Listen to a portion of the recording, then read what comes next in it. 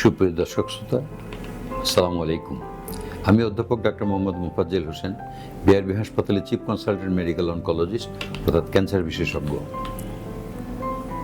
আজকে আমি বিশ্ব ক্যান্সার দিবস সম্পর্কে কিছু কথা বলবো। প্রতি বছর 4 ফেব্রুয়ারি বিশ্ব ক্যান্সার দিবস পালিত হয়ে থাকে। এই দিবসটি পালনের উদ্দেশ্য হচ্ছে মানুষকে ক্যান্সার সম্পর্কে সচেতন করা। 2000 সাল থেকে এই প্রতি বছর এই 4 ফেব্রুয়ারিতে এই দিনটি পালিত হচ্ছে সারা বিশ্বব্যাপী। আমরাও প্রতি বছর এই দিনটি পালন করে থাকি। প্রতি বছরে এই দিবসে কোনো না কোনো প্রতিপাদ্য বিষয় নিয়ে আলোচনা করা হয় এবং মানুষের মধ্যে সচেতনতা বৃদ্ধির জন্য এই প্রতিপাদ্য বিষয়গুলি নির্ধারিত হয়ে থাকে। 2025, 26, 27 এই 3 বছরের জন্য যে প্রতিপাদ্য বিষয়টি নির্ধারিত হয়েছে সেটি হচ্ছে United by unique.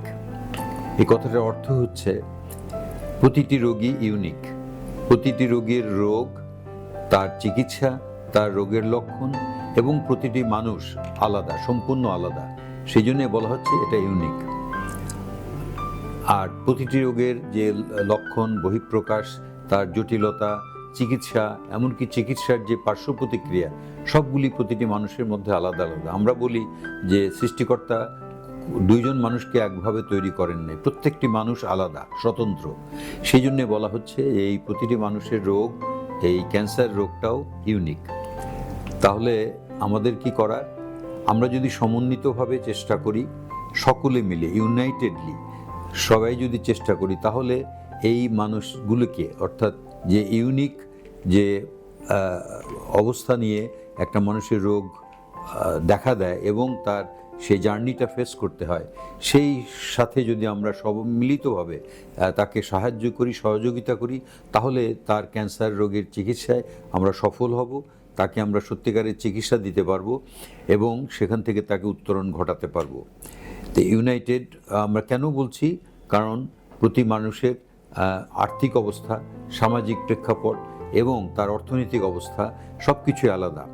R cancer শুধু মানুষের শরীরকেই ইনভলভ করে না, তার মানসিক, সামাজিক এবং তার অর্থনৈতিক সকল কিছুকেই প্রভাবিত করে।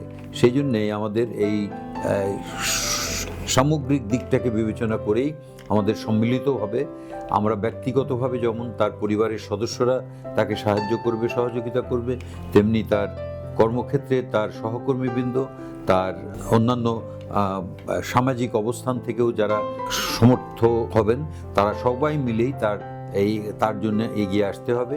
তাহলেই আমরা ক্যান্সারের বিরুদ্ধে যে লড়াই, সে লড়াইয়ে আমরা শরিক হতে পারবো এবং তার ক্যান্সারের যুদ্ধে জয়ী হওয়ার জন্য আমাদের অবদান রাখতে পারবো।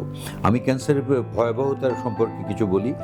বিশ্বে প্রতি বছর প্রায় এই মুহূর্তে বলা হয় যে 19.7 অর্থাৎ 1,97,00,000 মানুষ প্রতি বছর নতুন করে ক্যান্সারে আক্রান্ত হয় এবং প্রায় 1 কোটি মানুষ অর্থাৎ 10 মিলিয়ন মানুষ ক্যান্সারে মৃত্যুবরণ করে প্রতি বছর। এই মৃত্যুর মধ্যে প্রায় 70% আমাদের মতো স্বল্পোন্নত বা গরিব দেশে হয়ে থাকে। কাজে আমাদের জন্য এটা আরও ভয়াবহ।